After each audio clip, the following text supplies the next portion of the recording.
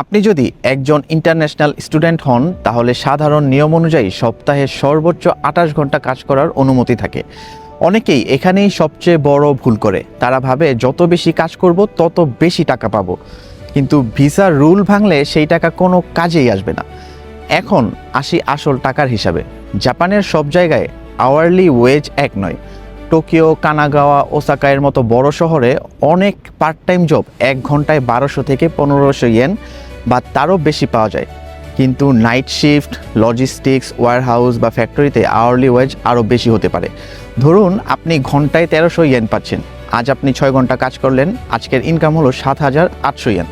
সপ্তাহে 5 দিন কাজ করলে আপনার ইনকাম হবে 39,000 ইয়েন, মাসে প্রায় 1,56,000 ইয়েন। যদি আওয়ারলি ওয়েজ 1500 ইয়েন হয় তাহলে মাসে 1,80,000 ইয়েনের চেয়েও বেশি হতে পারে। হলিডে শিফট, নাইট অ্যালাওয়েন্স বা এক্সট্রা আওয়ার থাকলে ইনকাম আরও বাড়তে পারে। কিন্তু এখানেই আছে আসল টুইস্ট। এই টাকাটা পুরোটা হাতে আসে না। আপনার ইনকামের পরিমাণ ও পরিস্থিতির উপর নির্ভর করে ট্যাক্স বা অন্যান্য অনেক খরচ থাকতে পারে। তাই সোশ্যাল মিডিয়াতে কেউ যদি বলে আমি মাসে 3 লাখ ইয়েন ইনকাম করি, আগে জিজ্ঞেস করুন সেটা কি গ্রোস নাকি নেট, কারণ এই দুইটার মধ্যে অনেক পার্থক্য আছে। এখন অনেকেই জানতে চান স্টুডেন্টরা সবচেয়ে বেশি কোথায় জব পায়। Convenience store, restaurant, supermarket, factory, warehouse, hotel, cleaning, food delivery, airport service, তারপরে হচ্ছে প্যাকেজিং। জাপানিজ ল্যাঙ্গুয়েজ ভালো হলে অফিস জব বা কাস্টমার সাপোর্টেরও সুযোগ তৈরি হয়। এখন একটা বিষয় খুব গুরুত্বপূর্ণ, জাপানে শুধু কাজ জানলেই হবে না, সময়ের মূল্য বুঝতে হবে। আপনার শিফট যদি সকাল 9টায় শুরু হয় তাহলে 9টা মানেই 9টাই, 9টা 5 মিনিট না। লেট হলে অনেক কোম্পানি সেটা গুরুত্বের সঙ্গে দেখে, কারণ জাপানের ওয়ার্ক কালচারের সবচেয়ে বড় শক্তি হলো ডিসিপ্লিন। এখন বলি নতুন স্টুডেন্টদের সবচেয়ে বড় ভুল। অনেকেই জাপানে এসে শুধু টাকা আয়ের পেছনে দৌড়ায়, ক্লাস মিস করে, জাপানিজ শেখে না, শুধুমাত্র বাইতো করে।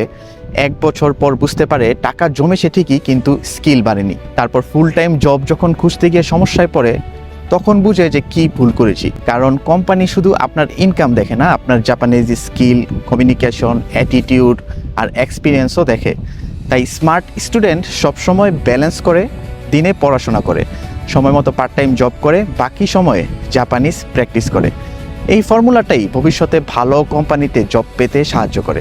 আরেকটা মজার বিষয় হলো, জাপানের অনেক এমপ্লয়ার আপনাকে শুরু থেকেই ট্রেনিং দেয়। আপনি আগে কাজ না জানলেও সমস্যা নেই, কিন্তু যদি অনেস্ট হন, সময় মতো আসেন আর শেখার ইচ্ছা থাকে, তাহলে প্রমোশন পাওয়ার সুযোগও অনেক বেশি থাকে। এখন আসি রিয়েলিটি চেকে। অনেকে ফেসবুক বা ইউটিউব দেখে ভাবে জাপানে এসে মাসে 3 লাখ ইয়েন ইনকাম করা খুব সহজ, কিন্তু তারা লিভিং কস্টের কথা ভাবে না। টোকিওতে স্যালারি বেশি, কিন্তু রেন্টও বেশি, ট্রান্সপোর্ট কষ্ট অনেক বেশি, ফুড কষ্ট অনেক বেশি।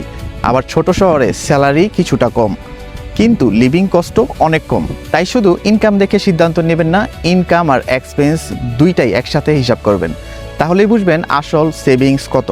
সবশেষে একটা কথা মনে রাখবেন, জাপানে পার্ট টাইম জব শুধু টাকা আয়ের মাধ্যমে নয়, এটা আপনাকে ম্যানেজমেন্ট শেখায়, রেসপন্সিবিলিটি শেখায়, জাপানিজ ল্যাঙ্গুয়েজ ইমপ্রুভ করতে সাহায্য করে, আর ভবিষ্যতে ক্যারিয়ারের জন্য আপনাকে রেডি করে।